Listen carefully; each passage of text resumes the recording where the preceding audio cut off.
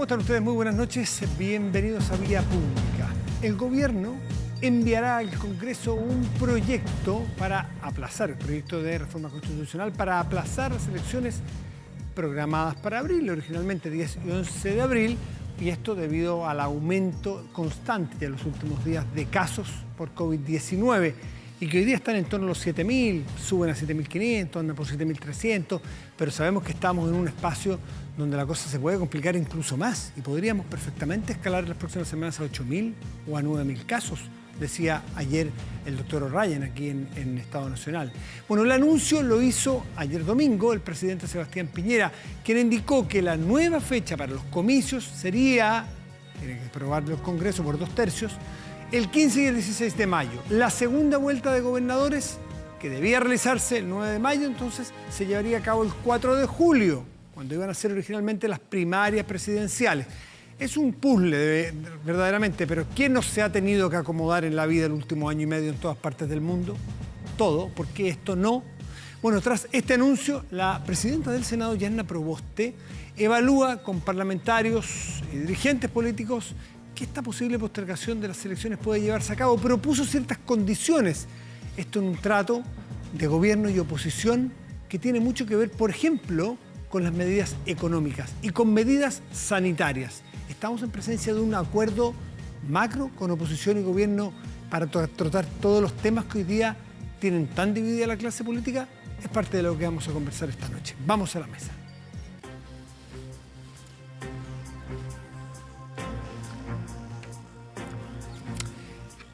Y el presidente de la República planteó anoche la necesidad, sobre todo por materias sanitarias, de cambiar las elecciones que iban a ser el 10 y el 11 de abril para el 15 y 16 de mayo. Esto trae un montón de trastornos, pero parece ser que es lo que es prácticamente una obligación. Es un tema que no tiene por qué ser discutido a esta altura porque hay bienes superiores como la salud. Nos acompaña el candidato presidencial de Evópoli, Ignacio Briones. Ignacio, buenas noches, gracias por estar. Buenas noches Matías, gracias a ustedes por la invitación. ¿Qué te parece este cambio? ¿Debiera preocuparnos tanto o sencillamente acostumbrarnos y ver cómo hacerlo? Lo de las elecciones, dices tú. Sí, claro. No, obviamente un cambio que había que hacer. Nosotros lo dijimos, acá hay que escuchar a la comunidad científica, a la comunidad médica y a nuestras autoridades. Y eso es lo que ha primado. Es de suyo evidente que hay que postergar las elecciones para proteger la salud. Por eso me llama tanto la atención la reacción de la oposición. Ayer, cuando el gobierno estaba dubitativo sobre si postergar o no, la oposición pedía postergar. Y hoy día que se posterga, se pone en la posición contraria, poniendo condiciones para postergar. Yo digo, ¿qué tiene que ver? ¿Qué tiene que ver condicionar los apoyos a las familias con las elecciones? ¿O es que acaso le vamos a decir a las familias, a los ciudadanos que vayan a votar, que expongan su salud el día de las elecciones? Yo creo que algo no cuaja en esta ecuación y creo que es una mala forma de hacer política, porque esta es una decisión que tiene que ser médica y no mezclarla con la política, y es lo que lamentablemente está pasando. Pero el propio ministro Enrique París decía que, o llamaba la atención en que debieran mejorar las ayudas sociales a las familias. Entonces quizás esto es un buen pretexto para, dado que hay un tema común que todos nos atañe, que es la salud, poder también hacer acuerdos de cómo llegamos a las familias con los recursos. Por supuesto, pero son dos cosas en su mérito. Pero de nuevo, quiero insistir que es una forma de hacer política. Mira, hace 3 semanas atrás hubo una columna del diario El Mercurio, Paula Narváez y representante del Partido Socialista, pidiéndole al gobierno que ocupara los recursos excepcionales del cobre para impedir un tercer retiro. Y cuando el gobierno lo hace, resulta que la respuesta la conocemos. Es malo, es insuficiente. Entonces, yo siento que en un momento que necesitamos unidad, que necesitamos remar hacia adelante, lo que piden los chilenos, lo estamos pasando un momento difícil. No puede ser que tengamos esta posición per se, siempre buscando la corta, siempre buscando la chica, en circunstancias que tenemos que unirnos. Una vez más, la decisión de postergar las elecciones es evidente. Si tenemos un momento sanitario complejo, eso tiene que tener su carril propio y, por supuesto, discutamos las ayudas. Pero no sé si escuchaste en la tarde, Yanna Proboste salió de la reunión con el presidente planteando que se va a reunir grupos de oposición y gobierno a rediseñar o buscar fórmulas para mejorar los diseños de colaboración. Eso puede... Está bien, eso siempre es deseable. Si lo que a mí me parece mal es condicionar lo uno con lo otro, porque son cosas separadas. Okay. ¿Ya?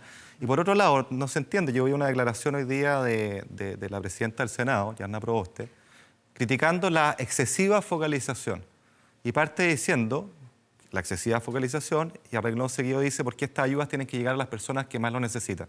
Entonces, ¿en qué quedamos? Pongámonos de acuerdo. Si son los que más lo necesitan, no es una universalidad o universalización como criterio principal como se Ahí está pretende. el foco de división ideológica entre Claro, oposición y pero gobierno. es que sabes que acá hay que ser súper cuidadoso con las palabras porque si no se confunde la ciudadanía. Quienes dicen hiperfocalización, yo les pregunto, cuando el ingreso familiar de emergencia se ha planteado que llega a 9 millones de personas, desde los 8 millones y fracción que se había construido ya, estamos hablando de hiperfocalización, esos son 1 de cada 2 chilenos. Cuando los apoyos a la clase media que se discuten son 2,5 millones de personas, es hiperfocalización. Discutamos los términos, pero a mí no me parece justo, y es contrario al sentido común, que tú, yo, un diputado o un empresario reciba un bono, porque eso significa la universalización, ¿o no? Eso significa el criterio universal, que todos lo reciban.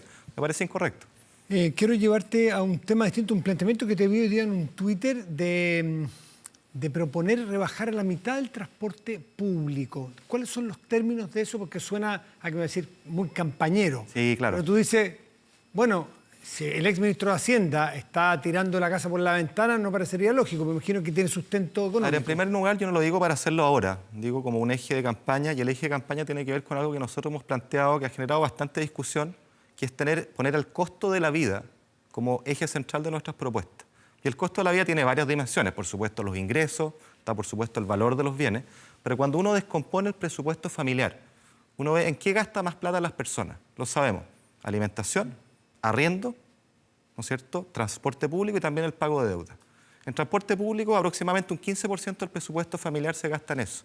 Hoy día tenemos un sistema de transporte público que es subsidiado. La pregunta es si podemos ir más allá. Y lo que nosotros estamos diciendo, sí, nosotros podemos avanzar en bajar la tarifa del transporte público a la mitad. Y la pregunta, bueno, ¿cómo lo financia? Para que sea serio. ¿Quién y porque cómo? esta es una propuesta seria. La respuesta es incrementando el impuesto al diésel en el transporte, que hoy día paga un cuarto de lo que pagan las bencinas. Entonces, una propuesta que es seria y es eficiente porque está agravando una externalidad negativa de contaminación en el diésel, además que no conversa con lo que ocurre en el resto del mundo, ni tampoco conversa con el impuesto específico que pagan nuestras bencinas. Aumentar el impuesto al diésel de 1,5 UTM por metro cúbico, que es lo que existe en la actualidad, contra 6 en las bencinas, llevarlo a 3, es decir, dejarlo a mitad de camino, te permite financiar esa rebaja del transporte público, corrigiendo una externalidad, un combustible que contamina, e incentivando un transporte público que descontamina. Sí, efectivamente. Entonces, una propuesta financiable seria es posible y yo que nosotros queremos abrir la discusión en esta dimensión. Va muy de la mano con otro tema que tú llevas hace tiempo tocando desde que eras ministro de las exenciones. ¿Por qué? Porque toca grupos muy sensibles. Así es. Subir el precio del impuesto específico al diésel, los camioneros y las micros, digamos, inmediatamente se van a poner en contra y sabemos que son grupos difíciles de enfrentar. Ningún gobierno lo ha podido enfrentar. Claro, pero ¿sabes lo que pasa, Matías? Que este es el momento de los cambios y de los liderazgos y las convicciones. Porque si nosotros vamos a mantener los bloqueajes a los cambios que necesitamos, a la mantención de privilegios, porque las exenciones no es otra cosa que un privilegio tributario. La verdad es que no vamos a llegar a ninguna parte. Este es el momento de cambiar, de eliminar privilegios, y esto va en la dirección correcta, insisto. Es gravar un combustible que hoy día tiene un impuesto artificialmente bajo, ¿no es cierto? Es gravarlo por la contaminación que genera y ponerlo subsidiando el transporte público, que además, lo más importante, le alivia el bolsillo a las familias de Chile. Mira, una familia promedio que hoy día que se transporta en transporte público todos los días, gasta 20.000 pesos fácilmente, 40.000 pesos mensuales al mes en transporte público. Bueno, bajarlo a la mitad quiere decir que tú le devuelves 20.000 pesos a su bolsillo. Y eso es significativo. Se puede hacer, lo importante es financiarlo seriamente con buenos criterios económicos, son lo que te estoy dando, que grava una externalidad, que fomenta el transporte público, que además va hacia la electromovilidad, que es limpia, y además apoya el bolsillo de las familias chilenas. Por lo tanto, es la dirección que creemos nosotros correcta. Como candidato presidencial es imposible pasar del tema de la violencia en general y en particular lo que ha pasado, por ejemplo, en la Araucanía este fin de semana. A nosotros nos toca más de cerca porque son dos compañeros, pero en general eso sería mío, que está pasando a muchos chilenos hace mucho rato que no tienen la visibilidad de un periodista probablemente. ¿Cuál es una postura base que ustedes piensan para poder solucionar los problemas de la Araucanía? Me refiero a la violencia, porque de los temas de desarrollo social y todo eso ha habido programas. Mira, lo primero que tú dices es súper importante porque lo que pasó en Biobío, en Cañete, toma visibilidad porque le pasa a un equipo de prensa, a un periodista famoso, pero la verdad es que esto lo sufren a diario las personas que viven en Biobío y en la Araucanía. El Estado ha fallado, es lo primero que hay que reconocer. El rol primero del Estado es proteger a las personas, proteger la propiedad, es velar el Estado de Derecho. Y eso hemos fallado, hay que decirlo humildemente. Y en consecuencia, este es un problema que es bien complejo. Creo que lo primero es que el rol del Estado tenga que cumplirse, asegurar el Estado de Derecho. Y yo creo que tenemos un problema de las policías, tenemos un problema de tecnología y sobre todo en el siglo XXI tenemos un problema de información para poder anticipar los eventos. Y si no tenemos las capacidades internas, habrá que importarlas. Oye, si hay países que tienen esto fuera, ¿por qué no dotamos a las policías de la ciencia de datos, que es lo propio del siglo XXI, de las mejores técnicas, pidamos ayuda afuera? Y también nosotros hemos planteado crear una fiscalía especial para la macrozona sur, con protección especial de fiscales y jueces, para que no sufran el amedrentamiento que hoy día ocurre. Esa es una primera derivada, pero el problema es mucho más complejo, porque tú tienes un elemento principal que es el diálogo con los pueblos originarios, ¿no es cierto?, con el pueblo mapuche, que es pacífico. Pero el problema que tenemos de credibilidad, tú dices, vamos a hacer un nuevo acuerdo nacional, yo creo en ese camino, pero el problema es que hoy día no es creíble porque ya ha pasado demasiado. Cuento Pedrito y el Lobo. Claro, entonces nosotros planteamos que en tercer lugar hay que generar una suerte de plan Marshall que dé una señal, que inyecte muchos recursos, no para tierras, no para dar plata, sino que para asegurar una hoja de ruta de desarrollo de futuro, de emprendimiento, porque los mapuches son un pueblo emprendedor, son tremendamente creativos, quieren surgir, ¿ya? Entonces esa señal yo creo que es tremendamente relevante para darle credibilidad a este segundo elemento, que es la clave, que es el diálogo político, que tiene que ser abierto y que quiero ser súper claro, esto no es de la noche a la mañana. Cuando uno mira la experiencia de Nueva Zelanda, de Canadá, de Australia, esto toma tiempo, pero ¿sabes qué? Hemos perdido demasiado tiempo sin avanzar y es momento de dar una solución. Un espacio, un territorio de nuestro país donde el Estado no entra, me imagino que es un desvelo para un candidato presidencial. Yo no creo en eso, no. Yo creo que hay fórmulas intermedias. Hay lugares en esta ciudad donde hoy día, no entra. Claro, hoy día, sí, por supuesto, por supuesto, hoy día pasa eso. Hoy día hay sectores donde la policía no entra. Está asociado al robo de la madera, que es a vista y paciencia a todo el mundo y resulta una buena pregunta por qué ocurre eso. Pero de frentón las policías están sobrepasadas, el Estado de Derecho está sobrepasado y por eso que esto tiene que ser un plan que tenga estas distintas aristas. Primero, inteligencia de datos e inteligencia en términos generales. Segundo, un plan Marshall creíble que dé una hoja de ruta de futuro que nos permita sentarnos a dialogar con credibilidad y teniendo a la vista que esto no va a ser de la noche a la mañana, pero no podemos seguir perdiendo tiempo porque las personas, los ciudadanos mapuche, chilenos de la Araucanía llevan demasiado tiempo pasándolo mal en esta incertidumbre. Ignacio Briones, candidato presidencial de Bópoli, muchas gracias por estar aquí esta noche. Muchas gracias, Matías. Buenas noches. Hacemos una pausa y volvemos, espérenos.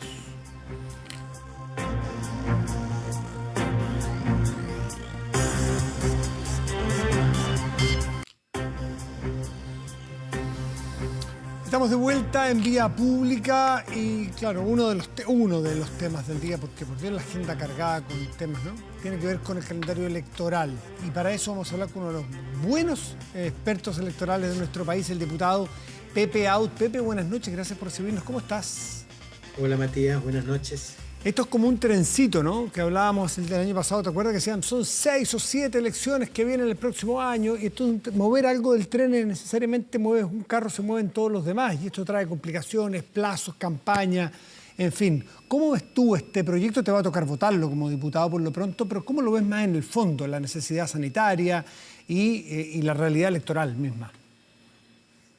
Bueno, yo intenté, quizás demasiado tarde, junto a un grupo transversal de analistas electorales, proponer una alternativa a la prórroga, que era agregar un día más de votación, sacar las urnas desde las salas cerradas a los patios y pasillos, establecer franjas horarias de votación, de manera que no pudieran votar nunca más de 60 personas al día por mesa. Ya. Pero ya es demasiado tarde, porque... Y fue demasiado tarde la propuesta, porque después de pronunciado el Colegio Médico respecto de la necesidad de suspender, de sugerido por unanimidad el Consejo Consultivo del Ministerio de Salud para suspender, francamente no es la política ni es el Congreso el que puede oponerse argumentando razones justificadas, pero que no tienen que ver con la vida ni con la salud de las personas. Y por lo tanto, en mi opinión, estamos obligados a recoger ese llamado de los técnicos que se tradujo en un proyecto de ley y posponer la elección. Por supuesto, hay otras cosas que discutir, pero la prórroga que propone el gobierno no cambia otras elecciones, salvo, por supuesto, la segunda vuelta de gobernadores, que obviamente tiene que ocurrir después de la primera. Pero el resto del itinerario electoral se mantiene inalterado. Distinto habría sido que esta elección se hubiera corrido para pleno invierno o derechamente para septiembre. Ahora, eso, vamos por a suponer, supuesto, Pepe, vamos a suponer habría que... desordenado todo el itinerario. Vamos a suponer que el 15 y el 16 de mayo vamos a poder votar, porque hay algunos que sostienen que podemos seguir subiendo si vamos entrando al otoño-invierno, nosotros donde supuestamente vamos a tener más probabilidades de contagio. Afortunadamente también hay buenas cifras de vacunación, pero vamos a ver que ese gallito no lo tenemos del todo ganado en las fases más críticas. Por supuesto, hay una incertidumbre natural, hemos estado viviendo una era de incertidumbre desde que se inició la pandemia. Sin embargo, hay un dato clave a mi juicio, que es la evolución de la curva de contagios y de fallecidos en los mayores de 60 años, que está al revés de lo que ha ocurrido con los menores, que se ha disparado. La curva de contagios y de fallecidos de los mayores se ha mantenido y ha tendido más bien a la baja. Y la razón de aquello, obviamente, es la vacunación, porque buena parte ya tiene las 2 dosis, y otros todavía estamos con solo una, pero pronto tendremos la segunda.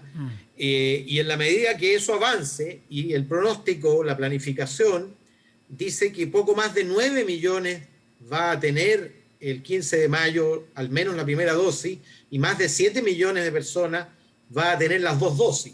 En consecuencia, el contexto va a ser distinto. Ahora, si es necesario, la propuesta que hicimos para no posponer, de agregar un tercer día, de establecer... Se puede agregar para esos días. En fin, podrá aplicarse.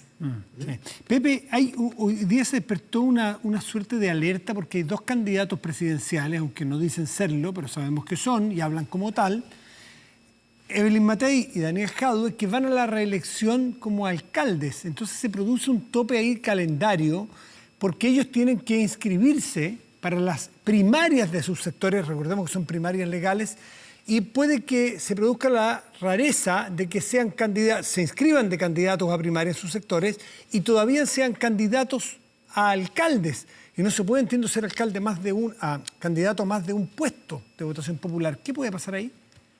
Eso es lo que entiendo yo. De hecho, tuiteé para exponer el problema de manera que se resuelva ahora en la ley, porque naturalmente posponer una elección no puede tener el propósito de dejar fuera a un candidato. Y por lo tanto, si es necesario arreglar jurídicamente eso, se establecerá la excepción correspondiente. Ya, pero esto van a empezar que las leyes hechas a medida, que las leyes con nombre y apellido, pero bueno, es parte de lo que... Lo que pasa es que podría pensarse entonces que la prórroga es hecho a la medida para sacar de carrera a un candidato, y eso es peor. Eso es peor, sin duda. Ahora, algunos planteaban que la necesidad de este cambio del 10 y 11 de abril al 15 y 16 de mayo no solamente es sanitario, sino que es de sanidad democrática. Y si no me equivoco, el presidente utilizó ese término.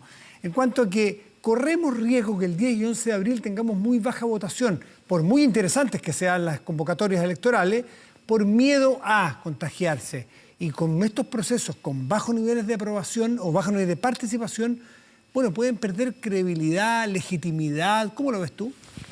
Bueno, efectivamente, eso es lo que a mí me llevó inmediatamente, después de desechada la opción de un tercer día y propuesta la necesidad de prorrogar, a sumarme inmediatamente, porque una vez que se comunica la suspensión, imagínate tú que fracase el proyecto y que decidamos en el Congreso agregar un día y hacer las elecciones el 10 y 11 de abril. Hoy día la percepción de riesgo se ha disparado, de temor a contagiarse, y por otro lado ya está anunciada la suspensión, y en consecuencia sería una locura que este fin de semana se confirmara que tenemos elección en 2 semanas más en el contexto actual.